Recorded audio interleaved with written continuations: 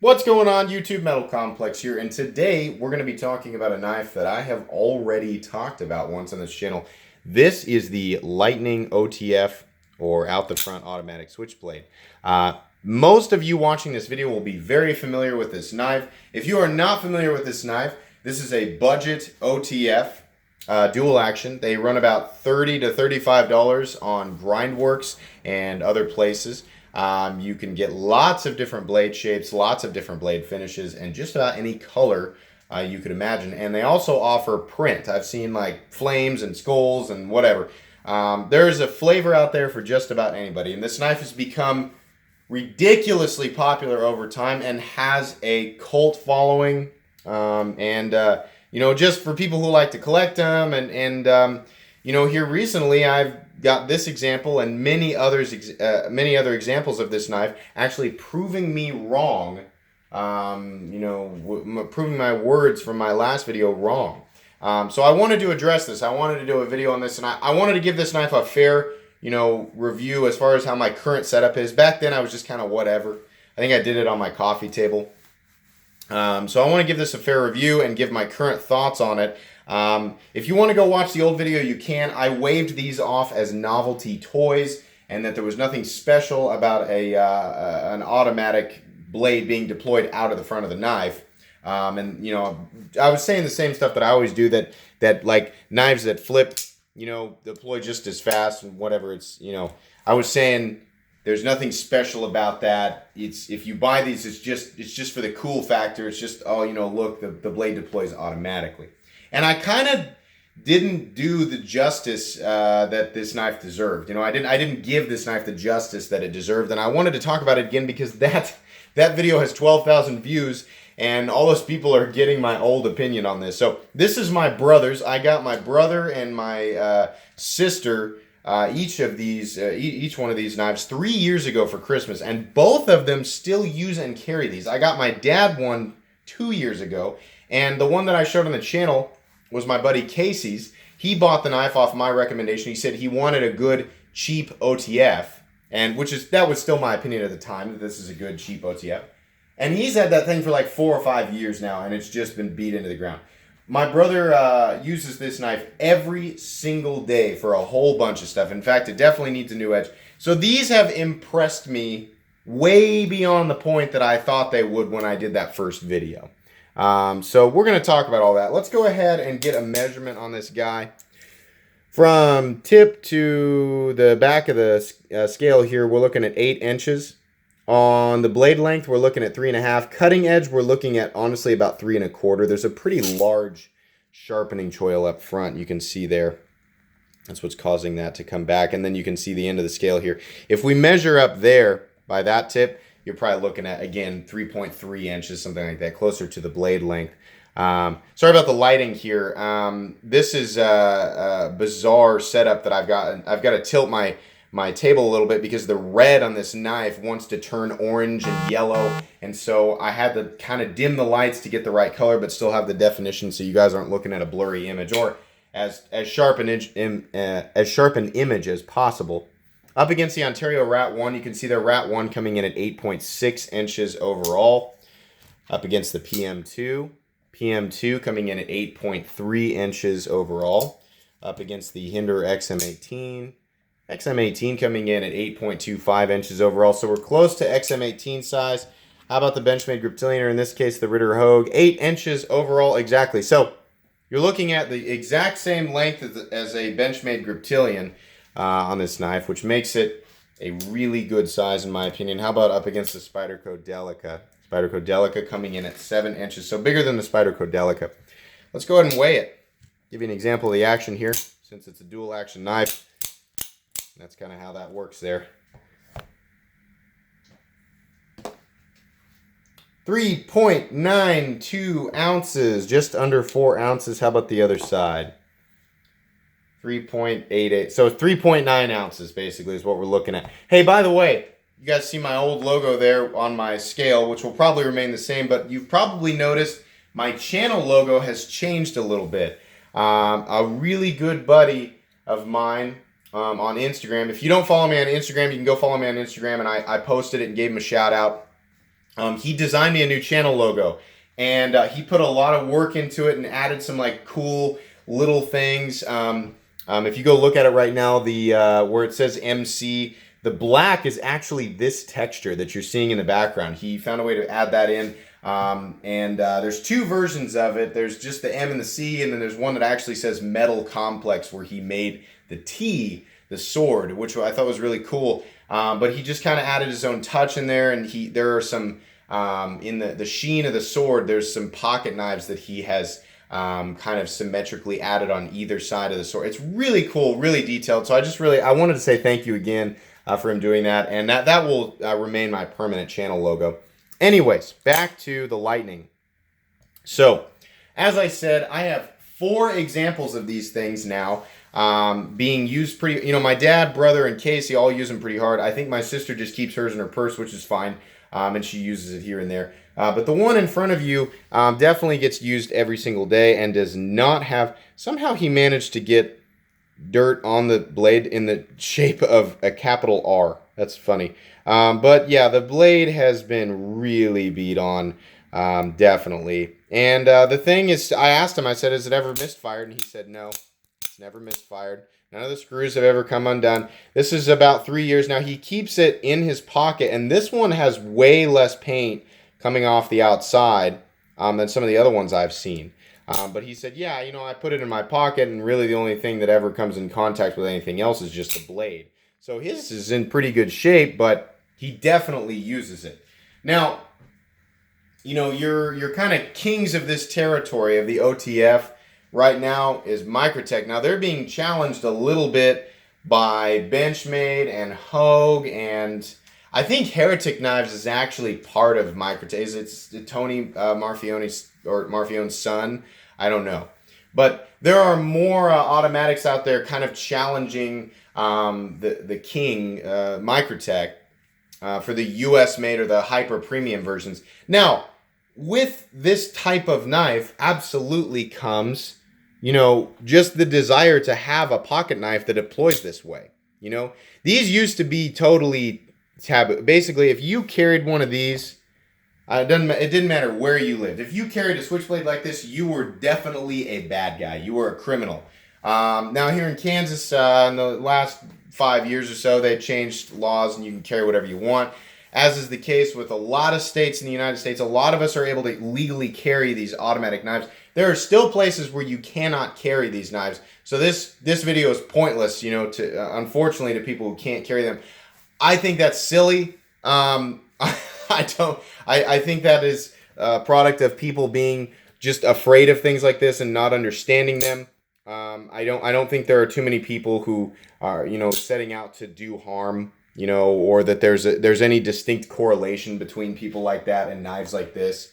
To me, I see a tool with a different means of deployment than, say, the Spyderco Delica. It is the Spyderco Delica is simply a more manual tool, and the Lightning OTF is a more automatic tool. That's the way that it is. But we also are not going to be able to stop people from seeing weapons when they see stuff. I mean, some people are just always going to see a weapon. That's how it is. Anyways, that aside, hopefully that changes over time. But that aside, there is a draw to these, and not everybody can afford, in my opinion, the best U.S. automatic knife that's kind of reasonably priced is probably the Microtech Ultratech.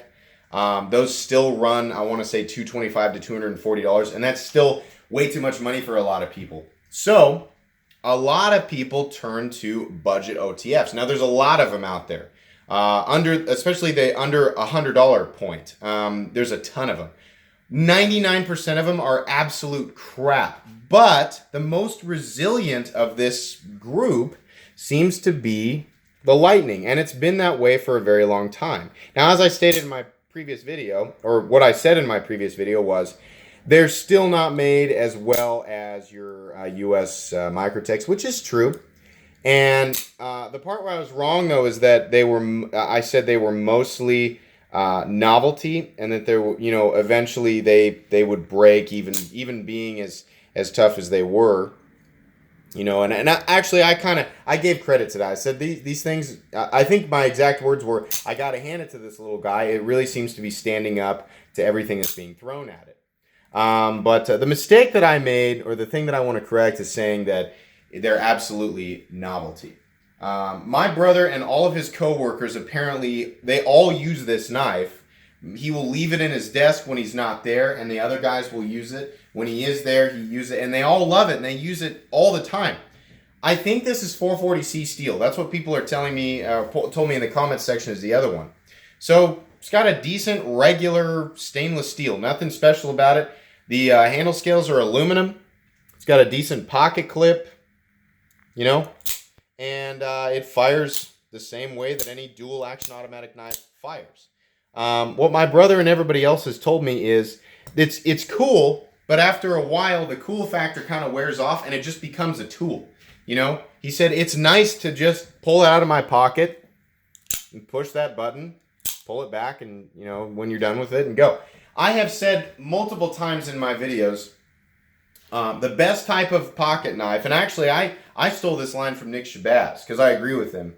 The best type of pocket knife is one that you can keep in your pocket and not worry about at all. It is absolutely 100% a tool.